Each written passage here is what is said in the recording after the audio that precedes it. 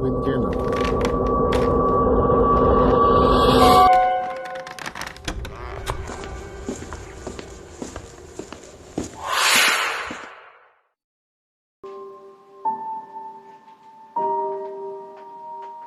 Mr. Leaves was here.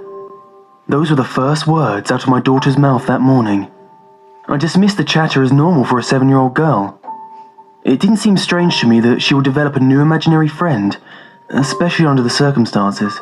Change can do that to a kid, forcing them to create something to hold on to, making the world seem more secure. We had decided to move away from the city to find somewhere a little less hectic, somewhere we could call home.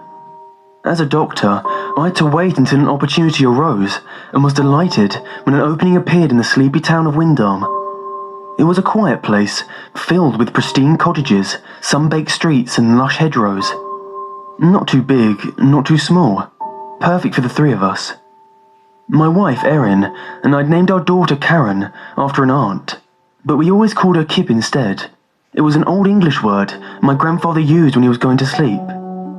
Karen loved to sleep more than most, and so Kip seemed to suit her just fine. Our new home on the outskirts of Windham town was older than we were used to, a converted farmhouse dating back 150 years or so. With a little bit of land thrown in the deal for good measure, we fell in love with the place immediately. When we first pulled up outside, Kip rushed up the rickety white stairs, through the wide double doors, and disappeared into the entrance of her new home. She was ecstatic, roaming around the confines of the spaces inside. It was an adventure for her. Even at such a fragile age, she understood the importance of the stories old places could tell. She didn't mind the dust, the shaky banisters, or the creaky floorboards. Within 10 minutes, each of the 3 floors had been explored by her little 7-year-old feet. Of course, there were sure to be nooks and crannies not yet seen in the attic and cellar, but Kip wasn't interested in those places for now. She was only interested in her new room. I'd naively told her she could choose any room in the house, and of course she did, the best one in the house. Erin and I smiled at each other, watching happily as Kip darted around her new room excitedly.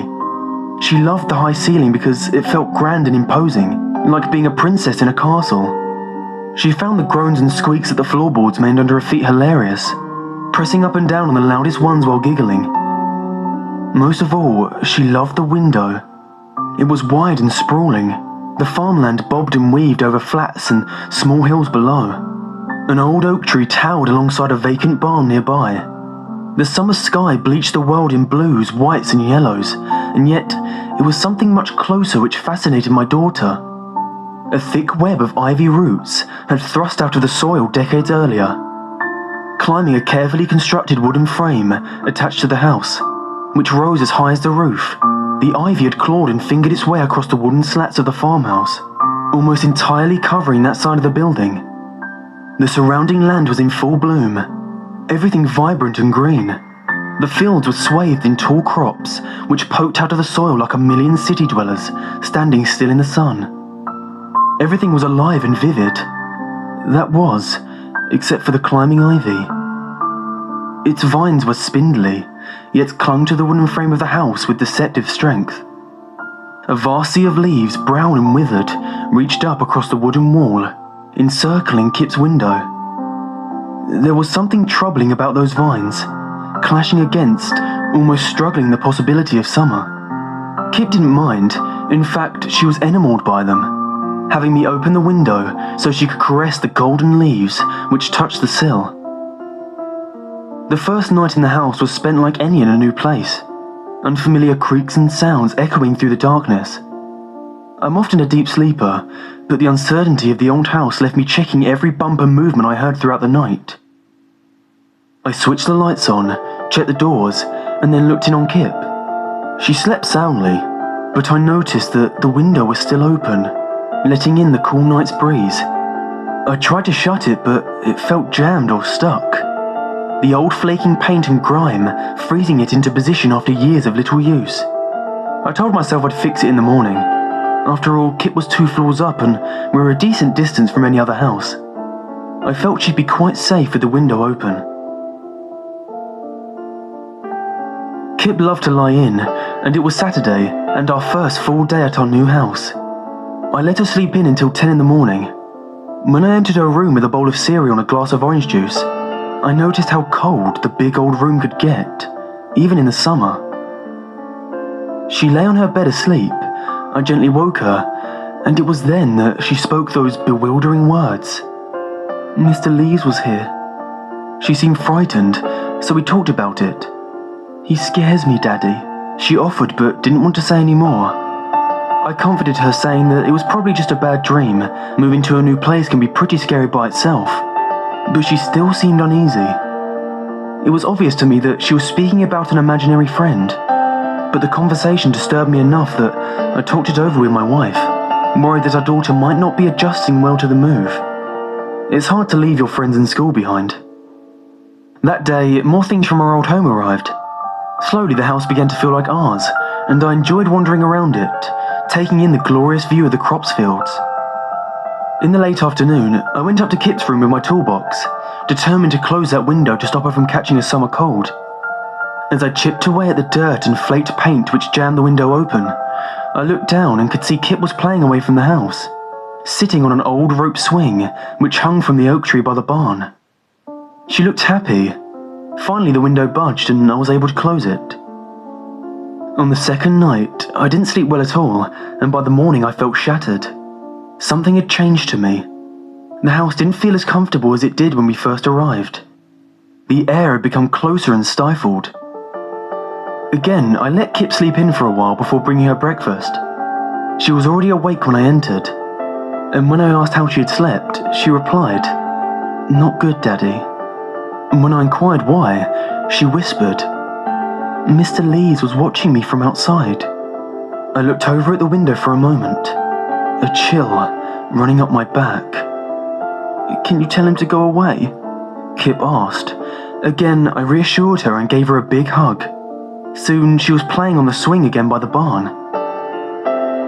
For most of that day, I tried to get my files in order. I wasn't due at the doctor's office in town for another 2 weeks, but I wanted to be as prepared as possible. Erin took care of some business at the bank, while Kip continued to smile and giggle as she always did, running around the house playing games. Most kids get bored during the summer holidays, but she always had a way of engaging with the world, which meant she never had a dull moment. I remember it being just after 2 in the morning. It was dark, but something had pulled me from a heavy sleep. Uncertain at first, as I opened my eyes to the darkness, I realized what it was. Kip was talking. I didn't want to disturb Erin, and I knew it was probably just my daughter talking in her sleep, as she had done before. But as I walked barefoot across the creaking floor towards her room, I kept thinking about those words. Mr. Leaves is watching me. As quickly as possible, I reached the door and could still hear her talking loudly, her words muffled slightly. I knocked and entered. The window was once again open, and Kip was leaning out of it chatting away. On asking her what she was doing, she turned slowly towards me and said, "I'm talking to Mr. Leaves." I rushed over to the window and saw nothing but the cool summer night and the climbing ivy fluttering slightly at the presence of a sudden breeze. "He keeps looking at me, Daddy," said Kip as I put her back to bed. I closed the window and slept in an armchair next to her until morning. The following day, the sun absolutely split the sky. It was perfect weather, and I decided that it would be good to get Kip to help me with some chores, hoping that keeping her active would help her sleep more soundly at night. In the morning, we cut and raked the front and back lawns. We then dug out some weeds around the flower bed. Kip and Erin found it hysterical when they soaked me with a hose while watering the plants. Finally, I decided that Kip and I should take a look at the old barn. It had been included in the sale of the house, but hadn't been used for years. I'd only been inside once, when viewing the property months previous, and that was just a quick peek without going inside. It was the house I was really interested in. Kip had been helping her mum wash the car when I took her hand and said, "Fair maiden, are you ready for an adventure?" "Yes," she replied with delight. Erin smiled approvingly. "Okay, let's go," I yelled. I grabbed her hand and led her around the side of the house, where her window looked out, high above.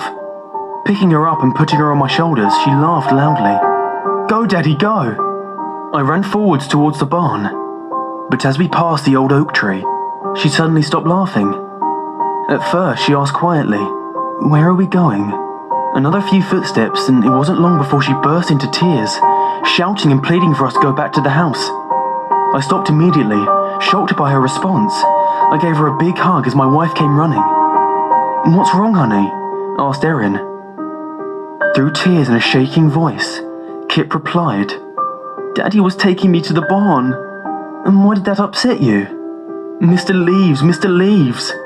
At that, she continued to sob and cry. Erin comforted her as I marched inside.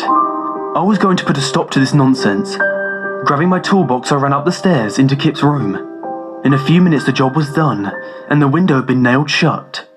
There'd be no more talking to Mr. Leaves. After making Kip her favourite supper, and letting her stay up a little later than usual to watch a film with us, we both tucked her into bed back upstairs. She didn't seem upset, and when we brought up the idea of her moving rooms, she swore to us that everything was fine. She really did love that room. Erin read her a story, we kissed her goodnight, and then we went to bed. I woke up to the sound of screaming. No one can underestimate the power of a child's cry for help on a parent. I leapt out of bed and tore across the hallway in the dark, bursting into Kip's room. She lay in the middle of the floor, sobbing in fear. My eyes had yet to adapt to the darkness, but as I instinctively stepped forward to pick my daughter up from the ground, I knew I was not alone. A sharp pain seared across the back of my head as I fell to the floor, dazed. "Daddy!" Kip screamed as she clutched onto me for dear life. The sound of feet came once more, and as I rolled over I saw my wife, Erin, running through the doorway. I tried to warn her, but the strike to the back of the head had left me both bloodied and sluggish. As any loving mother would, Erin ran to her family's aid. A tall, darkened figure then reached out from behind the door, grabbing my wife's throat with grizzled hands and smashing her head into the wall. Her body crumpled to the ground. I staggered to my feet and began swinging my arms as hard as I could at the beast, but in such a daze, the warm trickle of blood running down the back of my neck, it was easy to be outfought. I tried my best. I tried. Something smashed against my jaw, then my nose, crushing it into my face. I gasped and fell to the floor. Kip held onto me once more, screaming, crying, her world undone. There was no comfort I could give, no offer of protection. The blood from my shattered nose filled up my mouth as I lay on my back. I tried to rise once more, only to be battered again by an unseen force. Kip sobbed, and in that moment I knew I'd failed her. The tall figure stood in the darkness, grabbing Kip by her long locks of beautiful brown hair, and yanked her head backwards. She would not let go of me. Again the figure pulled sharply, this time wrenching my daughter straight out of my arms and lifting her up by her hair. Suddenly, the room was bathed in a shower of shattered glass. I looked up and saw the beast, which had my daughter by the hair, the creature which had set out to destroy my family. It was a man, just a man, but the thing which had burst through the window was anything but human. In the darkness I saw them struggle. The man was powerful, no doubt, but his opponent was big and quick. It was the shape of a person, but as it moved, I could hear the loud rustling of its construction. The man let out a cry, a pitiful begging sound, pleading for mercy. He dropped Kip to the ground. Silence. Nothing but the rustling of leaves in the night. One last gasp was heard as our attacker was dragged through the open window to his death. I don't know how long I passed out for, but it was Erin who woke me. The attacker had left her unconscious for a time, but she was okay, helped me to my feet. We both staggered over to where Kip was standing. She was leaning out of the window, crying, but they weren't tears of fear or physical pain. I knew that sound well. It was the cry of grief and loss. Looking down below, the still dead corpse of our attacker lay on the ground, covered by a blanket of leaves, which slowly blew away into the distance. We hugged each other and consoled Kip as she stared out into the night. "Mr. Leaves," she whispered. "Mr. Leaves. Mr. Leaves." When the police arrived, they quickly identified the intruder as James Grech, a man who was wanted for questioning in the connection to a series of child rape accusations.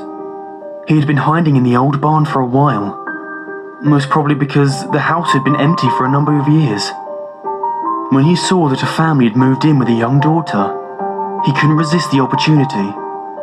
We quickly moved from the old farmhouse to a new place across town, but even then we didn't last long. The memory of that night, being so close to where it all took place, was too much for Erin and me. But most of all, we wanted to protect our daughter. Within 6 months, we had left the town of Windharm for good. Kip is now 10 years old. She's happy and continues to surprise us day by day. She says she wants to be an explorer. There's all sorts of stuff out there, waiting to be found, she says. After that night, I tend to agree with her. I often think about what happened and what it was that we saw. What saved us. The only hint of an explanation was given to me a month before we left Windharm. I was drinking in a local bar and started chatting to an off-duty police officer who had attended the scene the night we had been attacked.